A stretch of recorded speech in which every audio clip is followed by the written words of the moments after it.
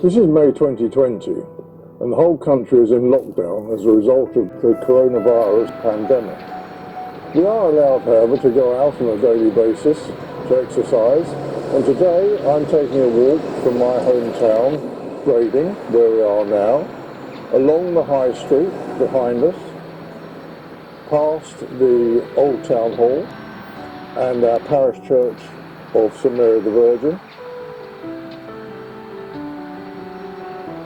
along the Mall, and continue up to the path that leads us past Little Jane's Cottage and up through Kelly's Copse and eventually to Brading Down. As I start my walk past the Norman Parish Church and the Old Town Hall, which dates from the 17th century, we come to the old rectory mansion, which is now divided into restaurant, retail and business units. It's claimed to be the oldest building on the island. This is the Lilliput Doll and Toy Museum and Shop, founded in the 1970s.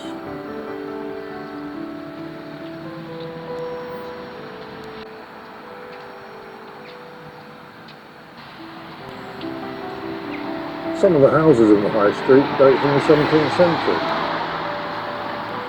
This is the New Town Hall, built in the early 20th century. The bull ring is an iron ring, which was originally in the middle of the road. It was used to tether a bull, which was then tormented by bulldogs and mastiffs. It was believed that torturing the bull before slaughter made the meat tender and more tasty. Our statue of a bull now stands as a memorial to all those tortured bulls that have gone before. The Mall, leading on from the High Street, was the main thoroughfare through the town until a new road was developed in Victorian and Edwardian times. This was our doctor's surgery until the doctors retired at the end of March. Now we don't have a doctor's surgery in the parish, and all the patients have had to be dispersed to surgeries in neighbouring towns and parishes. This is Beach Grove Recreation Ground, which is owned in trust for the people of Brading by Brading Town Trust. The children's play area is leased from the trust by Brading Town Council.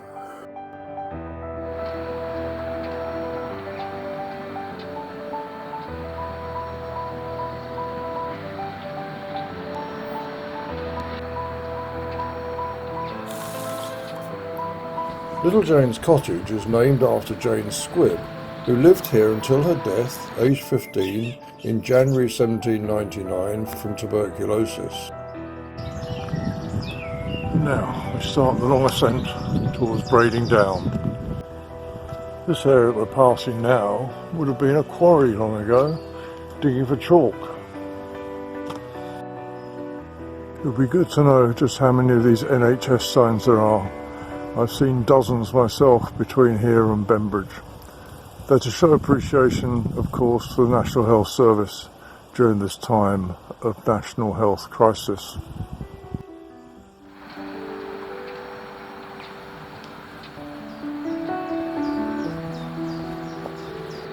This area was a quarry, and it's now an area tinged with some sadness.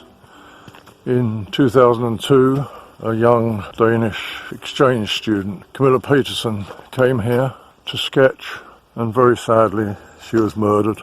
The perpetrator was arrested and convicted, a man from Gosport.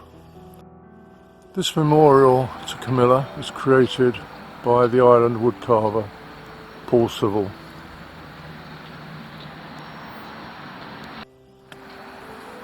We never forget Camilla Peterson.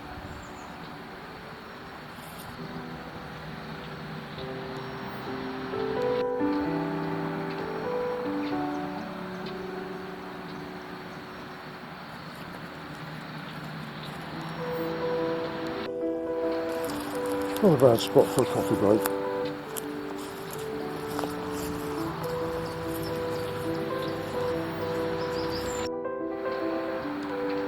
From here we can see over Brading, St Mary's Church there,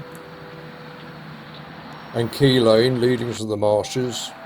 That's St Helens in the distance, and temporarily redundant ships anchored in St Helens Roads.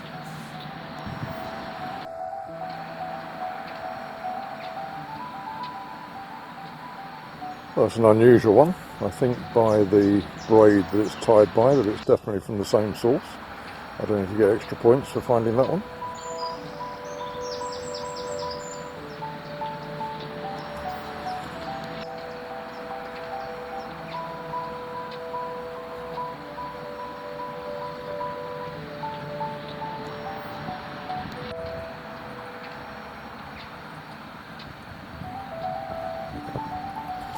Another of Paul Civille's creations, I think.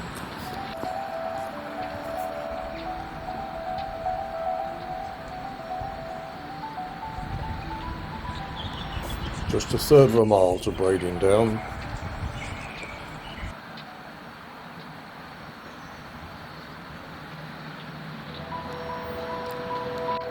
Some local residents to say hello to.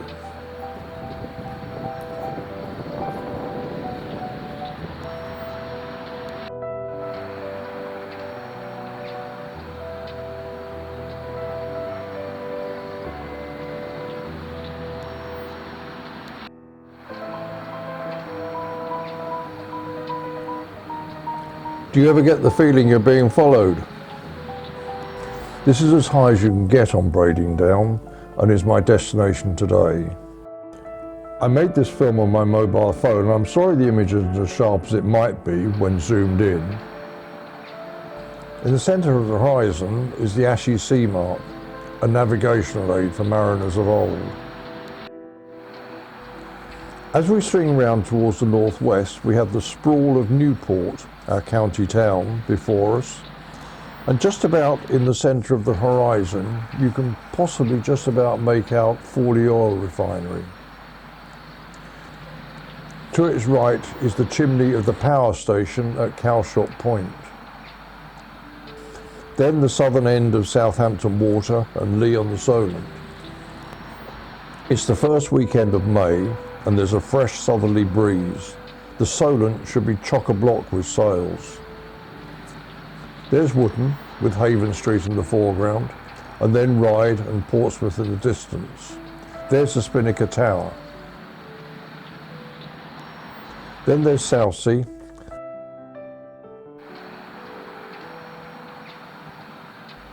There's Nettleston. And then St Helens. And other than the redundant freighters, just acres of empty sailors' playground. That is a superb walk, there's no doubt about it. I'm just so lucky to have that on the doorstep, I really am. Back to Brading now.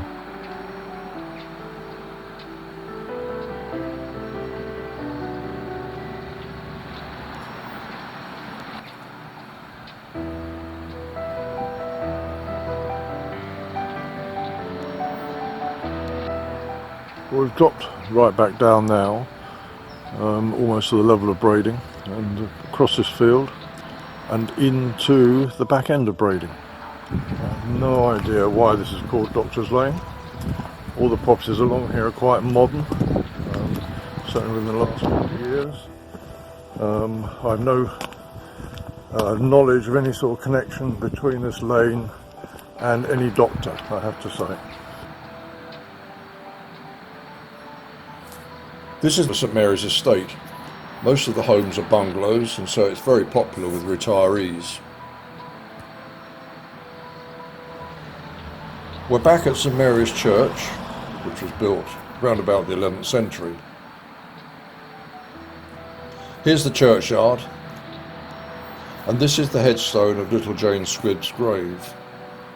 The inscription reads, "Sacred to the memory of little Jane, who died 30th January 1799 in the 15th year of her age. Ye who the power of God delights to trace and mark with joy each monument of grace, tread lightly over the grave as you explore the short and simple annals of the poor. A child reposes underneath this sod, a child to memory dear and dear to God. Rejoice, yet shed the sympathetic tear. Jane, the young cottager, lies buried here." Well, that's the end of my lockdown walk for today. I hope you enjoyed seeing something of Brading in the surrounding area.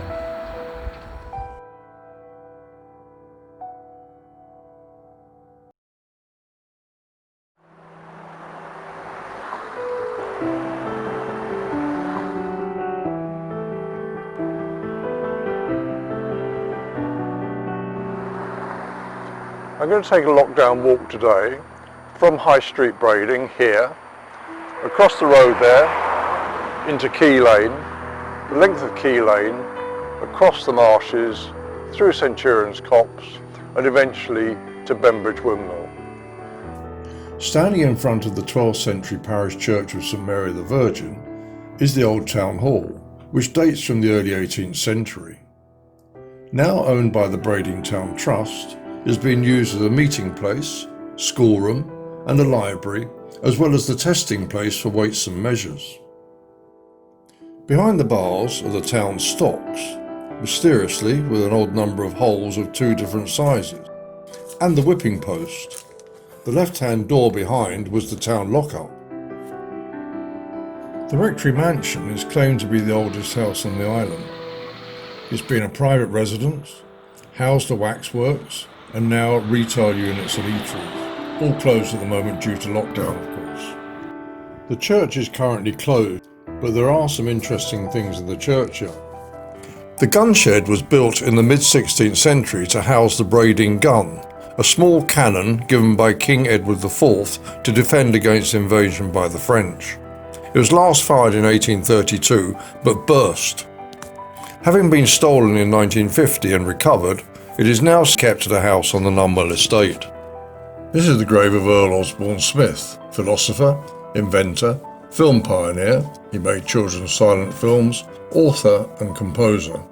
His son Graham Osborne Smith owned the rectory mansion for some years and founded the now long gone wax museum there. Here's the grave of little Jane Squibb, the young cottager, who died of tuberculosis at the age of 15 in 1799. Her piety was noted by the curate of St Mary's Church, the Reverend Lee Richmond, in his book The Dairyman's Daughter and Other Annals of the Poor. Apparently, Lee Richmond's other claim to fame is that he invented the church hymn board. This is our sundial. The base is medieval, the plinth is dated 1714 and the face is engraved 1850.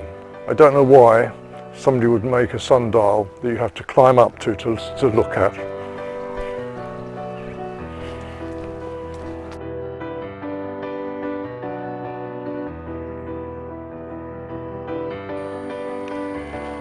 The structure is the town pound.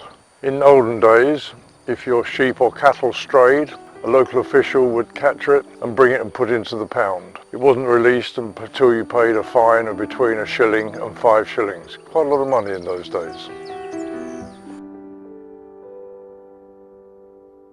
The Ryde to Shanklin Steam Railway opened in 1862 and a couple of years later was extended to Ventnor.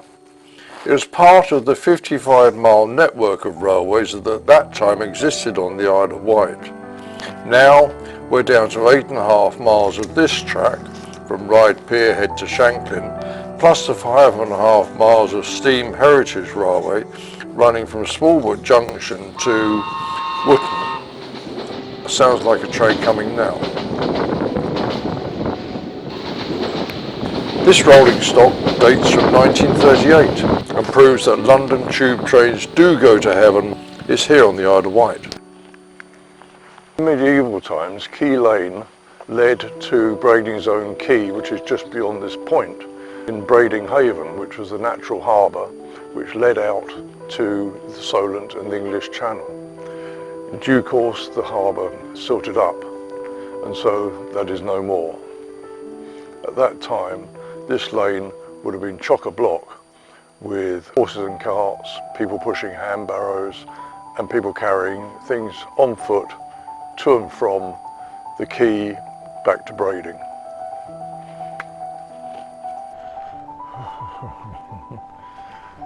We've reached the end of Key Lane, and had we been here between 1882 and 1957, we would have had to have stopped looked and listened at this point, because here was where the branch line came through from Brading down in that direction through to Bembridge through there. That railway closed due to lack of use long before Dr. Beeching was heard of.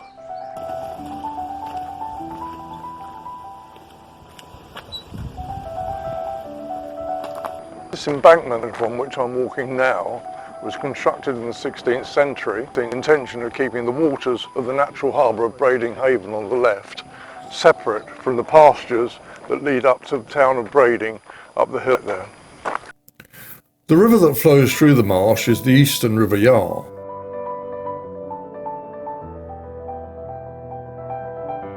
At this point, just south of the embankment, it splits into two. Bridged gaps in the embankment allow the two streams to pass before they reunite a little further downstream. Sluice gates at each bridging point control the water level on the marsh.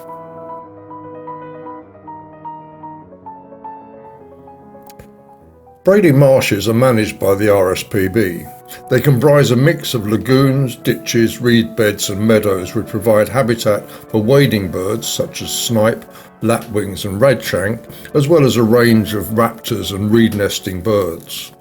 From this vantage point on Gander Down, we can see across what was the natural harbour of Brading Haven before it became silted up.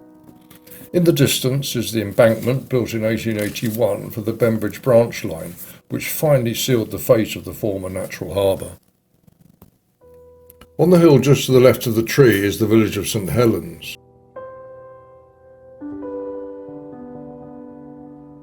As we swing round, we're looking back in the direction of Brading, hidden from view from here by the line of bushes.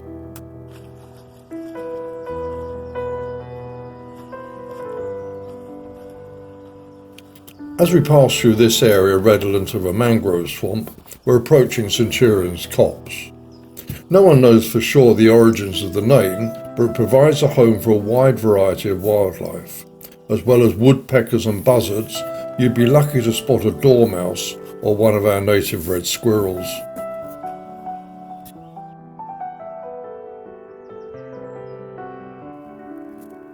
Old oak trees, ash and hazel grow here. The copse is being actively managed by the RSPB and regular coppicing takes place. There's a scheme for planting new trees. The copse is rather small, and so 10 acres of new trees are being added to provide more habitat for wildlife. We've come out of the copse now. The hill in the background is Bembridge Down, and the bump in the centre of the horizon is Bembridge Fort, part of the defences built by Prime Minister Lord Palmerston to guard against French attack in the 19th century. The obelisk on the horizon is a memorial to Lord Yarborough. As an estate owner, he was considered benevolent and kind. The monument was funded by public subscription. This farmland, owned by the RSPB and lying fallow at the moment, is intended to be cultivated using non-intensive methods.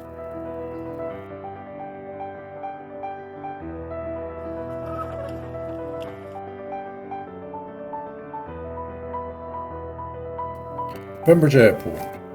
Quiet now, but there are some signs of aviation life as lockdown is slightly eased.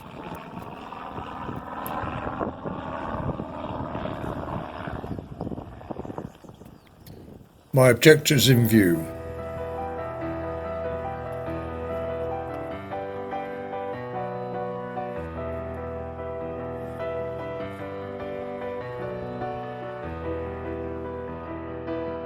First, I'm welcomed by the Meet and Greet Committee of local residents.